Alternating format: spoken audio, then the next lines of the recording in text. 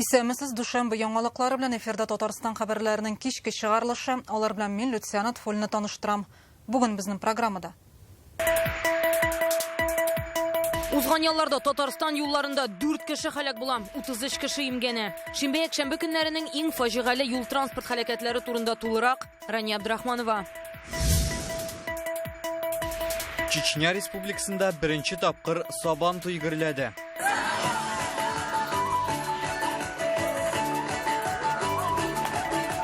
Татарстаннан 1000 чакрым ераклыкта милли гореф-гадәтләребезне ничек саклыйлар? Тулырак Рүзәл Шарипов. Су үз көче белән килсә дә түләү кагазын җибәрәләр. Утка түләргә кирәк, газга түләргә кирәк. Ну, алар не обидно, потому что алар ничектер добывают бит инде. Бу үзе агып торган суга без шундый акча түләргә диш. Ни өчен Водоканал Бөгелмә районы Яңа Александровка авылында яшәүчеләргә ай саен зур суммалы квитанцияләр җибәреп бара? Әдилә Закирова белеп кайтты.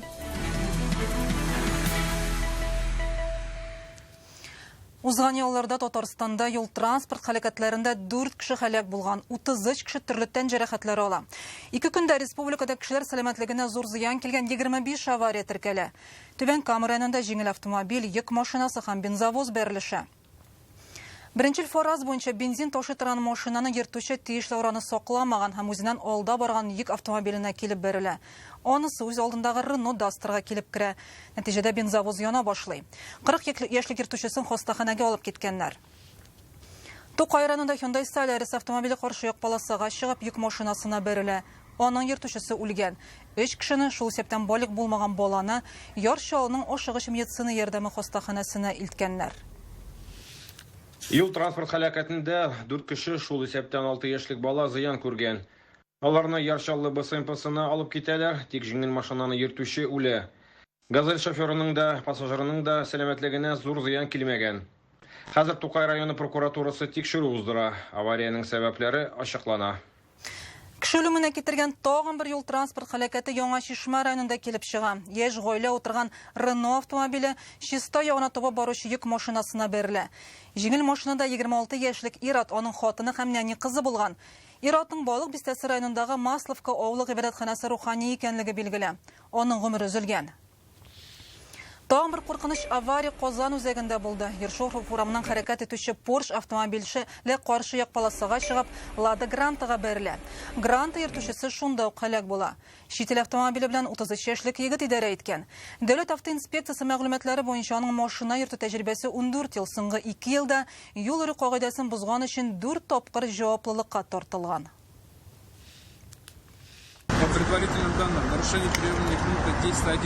Беренчел фаразлар буенча Поршның 33 яшьлек йөртүчесе юл йөрү кагыйдәләрен бузып, тиешле тизлекне сакламыйча, идарәне югалта, каршы як полосага чыга. Анда Lada Granta автомобиле белән бәрелеше. Ладаның 39 яшьлек йөртүчесе алган җәрәхәтләрдән шунда ук һәлак була. Аварийның барлык сәбәпләре тикшерү барышында ачыкланачак. Водоканал безгә хезмәт күрсәтми, әмма акча сорый. Шулай итеп безнең редакциягә Бөгелмә районының Яңа Александровка авылында яшәүчеләр мөрәҗәгать итте. Ике арада дәвамлы шул макчанлык инде 2 ел дәвам итә. Шушы вакыт içендә кешеләрне водоканалга 30 мең сум бурычлары җыелган. Тик халык бу сума дөрес исәпләнмәгән ди.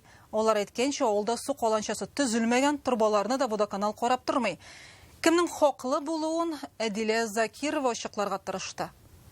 1000 ванна су шушы участокка без түгәргә тиеш. Бер ай эчендә 200 литрлы 1000 шундый ванна Шарагиннар 3 су җирләренә майда шуның кадәр су исраф иткән. Соңгы килгән түләү кагазында шулай язылган. Барлыгы 225 куб су тотканнар, имеш, хәзер алар аның өчен 10 000 сум түләргә тиеш. Участок хуҗасы без тулы җәй эчендә дә шуның кадәр су сипмибез дип гаҗәпләнә. Хәбитне бер кыйбат.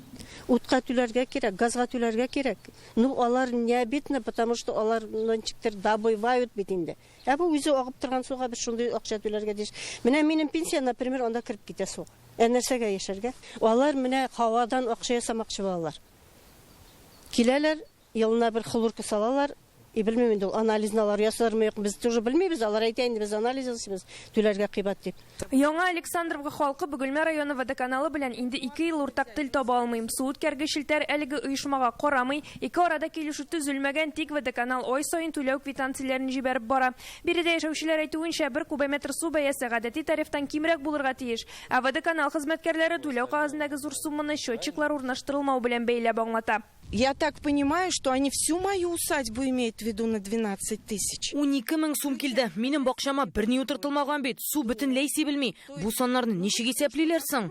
Без әлеге проблема турында 2022 елда бер сөйләгән идек инде. Ул вакытта водоканал авылдагы су үткәргеч торбаларны үз балансына алуны һәм монда яшәүчеләр белән килешү төзүне ышандырган иде. 2 ел элек үк алар авыл халкына счетчик куярга киңәш иткән була. Тик бу вакыт эчендә аларны 83 йортның 13-ндә генә урнаштырганнар. Кышлар бит инде суык хәзер, вообще менә 2нче ел, вообще без төнлә без суны ачып куябыз, потому что төн катау 40 градуслы суыкта. Төне буе су агып тора. Нәз булса да ул җыела, менә например, бер ай агып торсын әле шул су.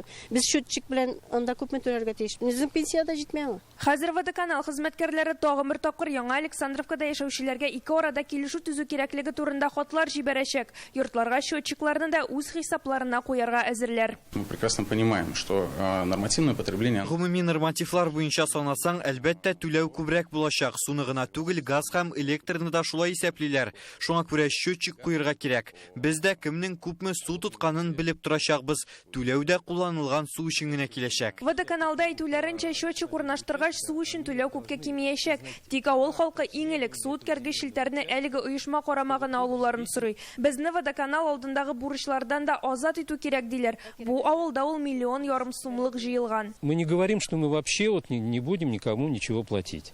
Мы предложили. Без бит беркемгә дә бер нәрсәдә түләмибез димибез. Килеп чыккан хәлдә безнең гаеп юк. Водоканал белән безгә сөйләшүне яңадан башларга кирәк. Бурычларны сызып атсыннар, торбаларны закон буенча рәсмиләштерсеннәр.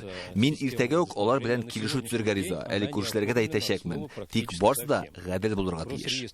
Әлеге материалны эфирга әзерләгәндә безгә район хакимиятеннән су торбалары водоканал карамагына алыначак дигән хәбәр килде. Бу эшне быелның ахырына кадәр тәмамлаячаклар. Әмма бурычлар шул килеш кала. Аларны кичектереп түләү мөмкинлеге генә биреләчәк. Чөнки 2003 елдан бирле Яңа Александровка авылы янындагы су алу җайланмасы һәм үзәк су үткәргеч закон нигезендә водоканалныкы булып санала.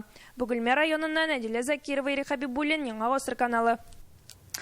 Татарстанның гидрометеорология үзәге бу республика халкына шторм кисәтү таратты.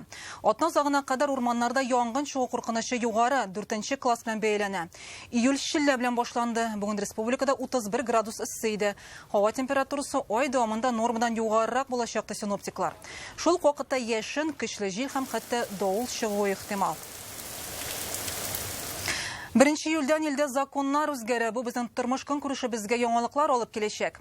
Ипотекага фатирларны 8% белән алып булмаячак, 6% гаилә ипотекасы программасы озайтыла. Муниципаль һәм дәүләт милкен хосусыйлаштыру тәртибе үзгәрә. Күп балалы гаиләләр реестры эшли башлаячак. Тулырак Фәйрүзә Мәҗитова күзәтүендә. 1 июльдән 80ннән өлкәнрәк булган шулай ук пенсия яшенә җитеп лаеклы ялга чыккан кешеләрнең Россиянең яңа төбәкләрендә яшәүче хәрби пенсионерларның һәм аларның гаилә әгъзаларының пенсияләре арта. 1 июльдән торак коммуналь хезмәтләр өчен тарифлар үзгәрә. Республикада газ, эчә торган су, электроэнергиясе, канализация өчен түләүләр уртача 10,8% арта. Соңгы тапкырлар 2022 елда индексацияләнгән иде. 1 июльдән күп балалардан, пенсия яшендәгеләрдән, инвалидлардан, хәрби бәрелешләр ветераннары һәм ташламаларга ия булган башка кешеләрдән торак коммуналь хезмәтләр өчен банк аша түләгәндә комиссия алынмаячак. Яңа үрнәк буенча чит ил паспорты ясаткан өчен дәүләт пошлинасы арта. 1 июльдән ул өлкәннәр өчен 6, балаларга 3000 сум була. 1 июльдән яңа төзелгән йортларда фатир алучылар өчен каралган 8% ташламалы ипотека бетерелә. Ул 2020 елда кертелгән иде. Хәзер үзәк банк төп ставканы 16%-ка күтәргәч, ташламалы ипотека торак базарындагы финанс шартларга туры килми диләр. Шуңа зур банклар гаризалар кабул итүне туктаткан, моңарчы расланган кредитларны гына биреп бетерәселәре бар. Аның каравы, гаилә ипотекасы программасы 2030 елга кадәр озайтылды. Ул 6% белән бирелә. 6 яшькә кадәрге бала тәрбияләнгән гаиләләргә каралган. 1 июльдән кредит бирүче, гражданнарга финанс хезмәте күрсәтүче оешмаларга халык гаризаларын карауның бердәм кагыйдәләре кертелә. Хәзер алар мөрәҗәгатьләрне 15 көн эчендә, аерым очракларда 25 көндә карарга тиеш була. 1 июльдән Россиядәге күп балалы гаиләләрнең реестры эшли башлый. Ул дәүләт органнары белән багланышларны гадиләштерергә, тиешле ташламаларны тиз арада алырга ярдәм итәчәк дип ышандыралар.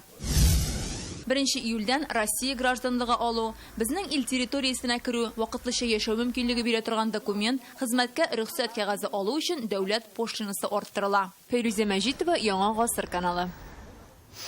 Ел башыннан Казанда 9 меңнән артык бала дөньяга килгән. Узган ел белән чагыштырганда 63 сабыйга күбрәк. Яңа туучыларның 42% гаиләдә беренче бала. Башкалада 4 меңнән артык пар гаилә корган. Иң өлкән кәләшкә 77, кияүгә 88 яшь. Аерылышучылар саны киресенчә кими. Гаиләләрне саклап калу өчен ниләр эшләнә? Гаилә кирендә Казанда нинди чаралар үтәчәк? Бу хакта Инзилә Хөсәенова сөйләр.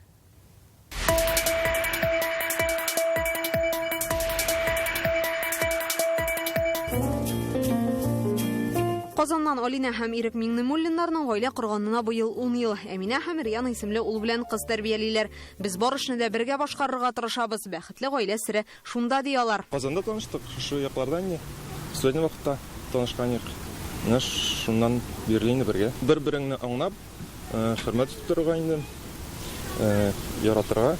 Ел башыннан Казанда 4225 пар өйләнешкән, нигездә 25-тән 34 яшь аралыгында гаилә коралар дип белгечләр. Аерылышучылар саны 22%-ка кимегән. Год семьи объявлены президентом, меры поддержки. Илдә гаилә елы игълан ителү һәм төрле ярдәм чараларын тормышка ашыру моңа этәргеч булгандыр дип уйлыйм. 3нче баланы тапкан өчен 450 мең сум күләмендә түләүләр каралган. Ана капиталы бирелә. Яшь гаиләләр өчен ташламалы ипотека программасы бар. Булар барысы да зур ярдәм. Республикада гаилә ил күләм проекты уңышлы эшләп килә. Ул гаилә институтын ныгытуга, халык санын арттыруга юнәлтелгән. Казанда яшәүчеләр дәүләт тарафыннан бирелә торган ярдәм чаралары бик кирәк ди. Үстәмә программаларда тәкъдим итәләр. Сәламәтлек проблемасы һәм бала туу проблемасы. Әгәр дә шундый берәр программа булса, яшь гаиләләргә өйләнешкәч тә сәламәтлекләрен карау, кайгырту булса, бик яхшы булыр иде. Ярдәм бик кирәк дәүләттән. Гаиләнең башлаганда һәм аннан балалар туганда да кирәк. Яңа туучы балалар саны да арткан. Узган елның 6 ай эчендә 9200 сабый дөньяга килгән булса, быел 63-кә күбрәк, 91 игезәк алып кайтканнар, ешрак малайлар туа икән. Сейчас идет тенденция на создание многодетных семей. Хәзер бездә күп бала алып кайтучылар арта. 3-4 балалы гаиләләр күбәйде. Гаиләләр белән төрле чаралар үткәрәбез. Үз нәселеңне дәвам итүнең ни дәрәҗәдә мөһим булганлыгын аңлатабыз. Кешенең үз аңын тәрбияләү дә мөһим. Махсус хәрби операциядә катнашучылар СВО зонасына киткәнче яки ялга кайткан вакытта мөнәсәбәтләрен рәсмиләштерә. Ел башыннан 105 шундый пар гаилә корган. Гаилә көне уңаеннан 6-ннан алып 8 июльгә кадәр Казан гаилә үзәгендә республиканың төрле районнарыннан килгән 127 пар өйләнешәчәк. Шунда ук яшь гаиләләр парады да уза. 6 июльдә Казанның Туган авылым комплексында зур гаилә бәйрәме оештыралар. Онда республиканың иң үрнәк 12 гаиләсен тәбрикләячәкләр. Инзилә Хөсәенова, Альбина Минаева, Яңа Гасыр каналы. Татарстанда җиргә сорау арта, менә икенче торакны сатып алучылар саны 30%-ка кимегән. Күчемсез милек базарында бүген нинди вазгыять хөкем сөрә? Бу хакта Реальное время интернет газетасынан укый аласыз. Алексеевский Әлмәт тиз эрешле түләүле юлындагы эшләр 70%-ка башкарылган. Бүген эш барышы белән Рөстәм Миннеханов танышты. 4 полосалы 145 чакрымга сузылган трассаны ел азагына кулланышка тапшырырга тиешләр. Юлның буена саклык коймалары, яктырткычлар урнаштырачаклар. Хәзер көн саен 6 чакрым асфальт җыялар. Татарстан рәисе билгеләп үткәнчә, юлның сыйфаты яхшы, ул үзе шәхсән бу трассаны 1 сәгатьтә үткән. Әлеге проект Европа Көнбатыш Кытай транспорт коридорының бер өлеше булачак. Ул дәүләт һәм хосусый хезмәттәшлек механизмы ярдәмендә тормышка ашырыла. Баштан төзелеш бәясен 83 миллиард сумга чыгачак дип исәпләгән булсалар, соңрак 100 миллиард сумнан да артып киткән. Быел 20 миллиард сум акча тотканнар. Киләсе 2 айда эш тәмамланырга тиеш. Бүген Татарстан рәисе эшлекле сәфәр белән Чистайга барды. Мондагы тарихи мирас объектларын, борынгы йортларны карады. Шәһәрдәге 144 йорт тарихи мирас һәйкәле санала. Рөстәм Миннехановка 1896 елда төзелгән йортны күрсәттеләр. Заманында онда яшәү урыны булмаган кешеләр төн кунып чыга алган. Соңра һөнәр училищесының тулай торагы Совет чорына торак йорт дип үзгәртәләр. Хәзер монда туристларга мәгълүмат бирү үзәге булырга тиеш. Чистай сәүдәгәре Челышев йортында исә IT белгечләр әзерләү үзәге һәм җирле һөнәрчеләрнең остаханәләрен ачу нияте бар. Рөстәм Миннеханов бинаны карап киләчәктә төзекләндерергә кушты. Татарстан рәисе Чистай шәһәр җитәкчелегенә мәдәни мирас объектларын саклау бурычын куя. Бүген тарихи йортларны карарга дип монда туристлар күп килә. Аларга җитештерү предприятиеләрендә күрсәтәләр. Яңа төзелүче пристаньда кунакларны җәлеп итәр дип өметләнәләр. Пассажирлар павильоны төзелеп беткән.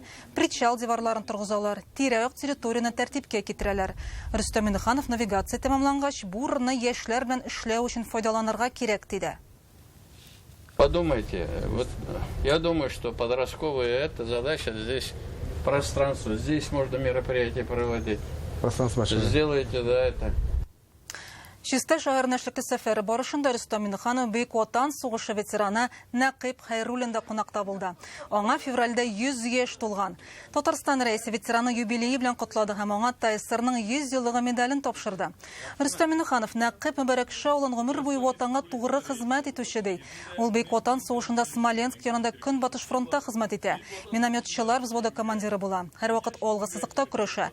Беларусь, Украина, Польша территорияләрендәге сугышларда, Варшава озат итүдә катнаша, Берлинны штурмлауга үзелешен керткән. Батырлыгы өчен дәүләт бүләкләренә ия була. Сугыштан соң үзе туып үскән Каргалы авылы мәктәбендә укытучы булып эшли, аннары директор вазифасын башкара. Какие просьбы, поручения? Просьб у меня нет. Благодарность вам, как любой день. Хәрби хәрәкәтләр ветераны көнендә Борис Кузнецов исемендәге кадетлар мәктәбендә яшь гвардиячеләр акция уздырды. Махсус кунак итеп Россия герое Расим Баксиков чакырылган. Ул активистларның сорауларына җавап бирде, үзе турында сөйләде. Патриотик тәрбия нигезендә яшь сугышчы курслары да үткәрде. Яшь гвардиячеләр каршылык полосасын үтеп махсус күнегүләр башкарды. Берсе дә сынатмады. Это упражнение должен пройти каждый, его должен знать каждый. Мондый күнегүләрне һәркем үти белергә тиеш. Бу спорт һәм ватанпәрвәрлек рухындагы тәрбиянең бер ысулы. Егетләр өчен ул кызыклы булды. Каршылыкларны да тиз үттеләр. Аларның спортны яратулары күренеп тора. Яшь гвардия оешмасының активистлары бирделәр төрле сораулар. Бу инде махсус хәрби операциядә хатын-кызларның роле, ничек бу махсус хәрби операциядә танклар кулланыла, дроннар кулланыла. Татарстанда 31 июльгә кадәр контракт төзеп, хәрби хезмәткә китүчеләргә 700 мең акча түлиләр. Район шәһәрләр предприятиеләренә моды ярдәмен исәпкә алсак, бер тапкыр бирелә торган акча миллион сумга җитәргә мөмкин. Контрактны Россиянең теләсә кайсы төбәгендә яшәүче кеше безгә килеп төзи ала. Казандагы Батыр үзәгендә документларны һәм медицина белешмәләрен җыярга ярдәм итәләр. Өстәмә мәгълүматны экранда күрсәтелгән номер буенча белешергә мөмкин.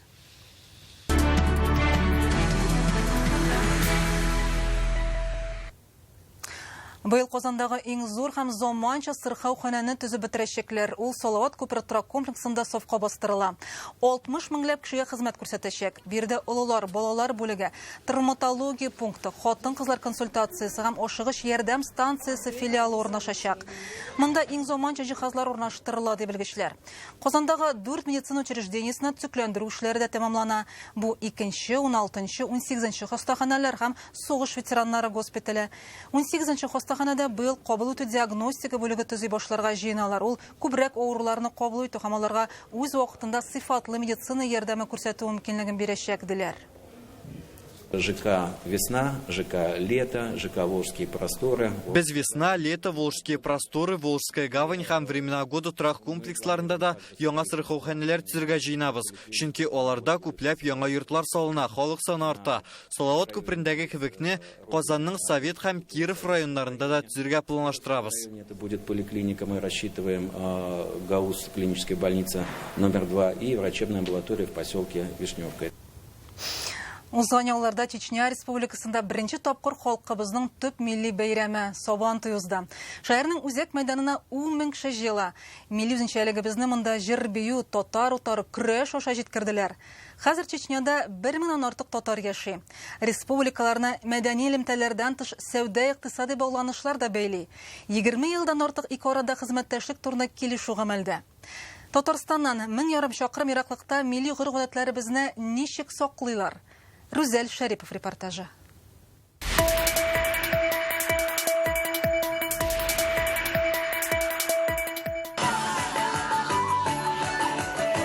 Грозный шәһәренең үзәк мәйданы бу җирлектәге беренче Сабан туен театральләштерелгән тамаша белән башлап җибәрәләр. Татар милли көйләре белән кыр хезмәтчәннәрен хөрмәтләп, икмәккә дан җырлыйлар.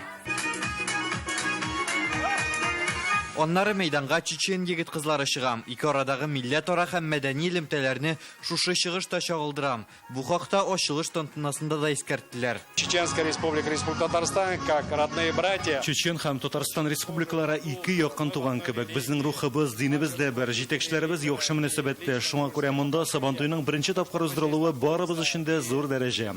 Димәк, милләттәшләребез турында бөтен җирдә беләләр, хөрмәт итәләр.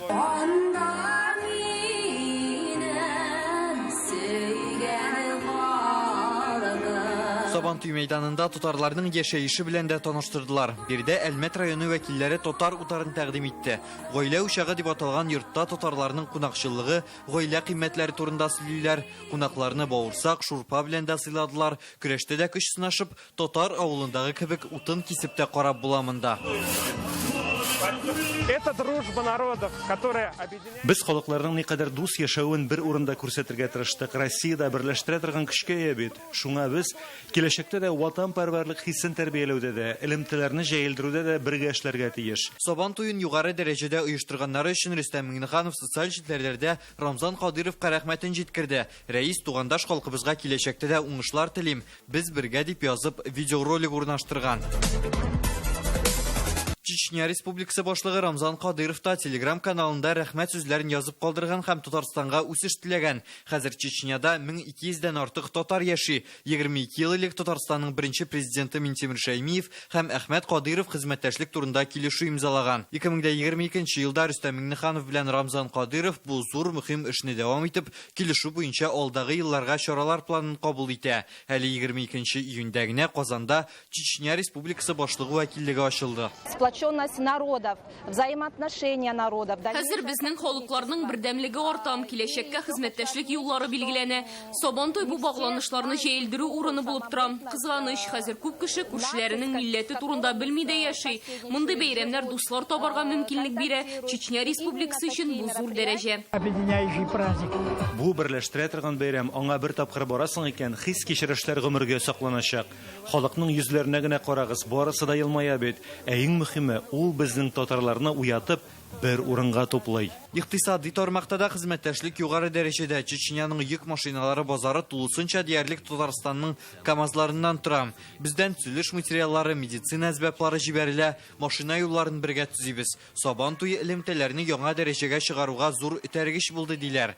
Мәйданда Чечняның милли сәясәт, тышкы элемтәләр, басма һәм мәгълүмат министрлыгы белән Татарстанның Татмедиа агентлыгы арасында килешү имзаладылар. Грозный шәһәре телевидениесе белән берлектә Рүзәл Шәрипов, Яңа гасыр каналы.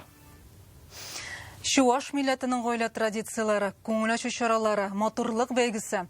Бу якшәмәдә Татарстанда Уяв дип аталган Чуаш мәдәнияте бәйрәме билгеләп үтеләчәк. Ул Әлки районының Сиктермә авылында уза. Төп темасы гаилә кыйммәтләре булачак. Чуаш халкында алар ничек барлыкка килә һәм гаиләдә гореф-гадәтләрне ничек саклыйлар, буыннан буынга ничек тапшыралар, шуларны күрсәтәчәкләр.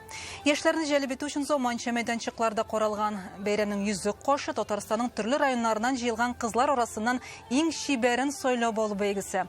Уявка 15 меңләп кеше килер дип көтелә. Бүген Казанның Әкият Курчак театрында икеләтә бәйрәм, 2 юбилей. Беренчедән башкалада бер атна дәвамында барган Шумбай фест Курчак театрлары фестивале үз эшен тәмамлый. Ул быел 5нче тапкыр уздырылды. Анда олалар һәм балалар өчен 7 спектакль уйнадылар. Ябылу тантанасы белән бергә театр үзенең юбилеен дә билгеләп үтә. Быел аңа нигез салынганга 90 ел. Театр яктылыкка нурга илтә. Һәр 2 ел сайын Казан, Россиянең һәм чит төбәкләрнең иң яхшы Курчак театрларын үзенә җыян. Инде 5нче тапкыр башкалада Шымбай фест дип аталган халыкара Курчак театрлары фестивале уза. Мәртәбәле жюри театр сәнгате өлкәсендәге иң заманча казанышларны бәяли. За верность искусству играющих кукол Бакинский театр марионеток. Уйнаучы курчаклар сәнгатенә тугрылыгы өчен номинациясендә Баку шәһәренең Марионеткалар театры җиңеп чыкты. Алар фестивальгә 110 ел элек язылган Аршин Малалан спектаклен алып килгән. Музыкаль әсәрне 1988 елда ук тавышландырган булганнар. Курчаклар да, декорацияләр дә инде 35 ел буе саклана һәм сәхнәдә. Аршин Малалан это музыкальная комедия. Аршин Малалан Азербайҗан классигы Узейр Гаджибеленең музыкаль комедиясе. Без аны Марионеткалар театры өчен җайлаштырдык. Безнең милләт өчен әһәмиятле әсәр, кечкенәдән җырлап үсәбез. Лучшая режиссерская работа. Руслан Кудашов, спектакль «Луна Сальери». Иң яхшы режиссер эше номинациясендә Беларусиянең Брест Курчак театры режиссеры Руслан Кудашов җиңде. Алар Пушкин әсәре буенча сәхнәләштерелгән «Луна Сальери» спектаклен алып килгән. Я очень надеюсь, что Бу спектакльгә беркем дә битараф калмагандыр дип уйлыйм. Тамашачының Брест театры әсәрләрен кат-кат карыйсылары килер дип ышанам. Әкият Курчак театры фестивальдә конкурстан тыш катнашты. Галимҗан Ибраһимовның «Әдәмнәр» спектаклен тәкъдим иттеләр. Мин Гәрәй ролендә, мин дөрестер дип уйлыйм бу спектакльне күрсәткәнгә. Чөнки безнең тарихыбызны, безнең милләтебез турында, милләтебез тарихы турында башка ил кешеләре дә белергә тиештер дип уйлыйм. Бер атна дәвамында барган фестивальдә 14 спектакль күрсәттеләр. 7се балалар, 7се олылар өчен. Быелгы әсәрләрнең үзенчәлеге, аларның гореф-гадәтләргә бай булуы дип белгечләр. Быел, мәсәлән, чынлап та Курчак театрының дөньясының бөтен байлыгы күренде. Иң яшь балалар өчен һәм зурлар өчен спектакльләр, төрле техникаларда, төрле системаларда куелган марионеткалар бар, планшетный курчаклар, тростевой курчаклар. Фестиваль кысаларында Әкият Курчак театры үзенең 90 еллык юбилеен да уздыра. Бу безнең үзебезнең 5 еллык эшебезгә менә нәтиҗә ясап, әзрәк без дөрес юлдан барабызмы, ничекме икән шуны шуларны барлап, уйланып киләчәккә юл билгеләү вакыты дип әйтергә кирәк. Киләчәккә планнар тагын да зуррак. Фестивальгә килгән һәр төбәк, һәр ил Татарстан курчакларын да үзләрендә кунакка көтә. Кунак ашы кара каршы. Рәни Абдрахманов, Алмаз Зыятдинов, Яңа гасыр каналы. Бу минутларга шундый хәбәрләр иде. Рекламадан соң һава торышы турындагы мәгълүмат белән Айрат Шамс таныштырыр. Ә мин сезнең белән сау булышам.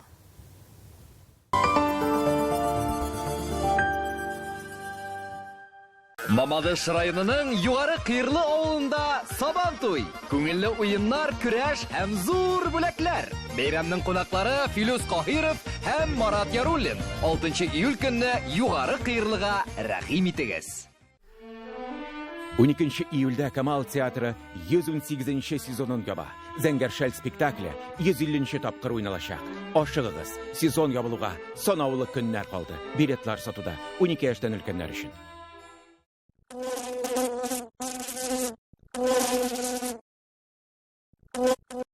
От мух мухояр.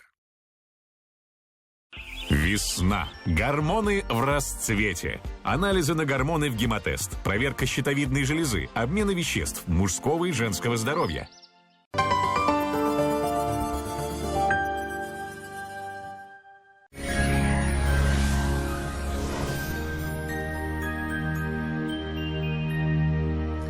Исәнмесез. Сезнең белән мин, Айрат Шамс. Татарстанда янәдән иссе һава торышы урнашты. Урыны белән яңгырлар көтелә. Хәзер тулырак. Яндекс погода сервисы мәгълүматлары буенча Арча, Кукмара, Яшел Үзәндә аязучан болытлы. Төнлә урыны белән яңгыр. Көндез температура 30, төнлә 16-19 градус. Буа, Шүпрәле, Камы тамагында болытлы, явым-чымсыз. Көндез температура 29-31, төнлә 17-21 градус.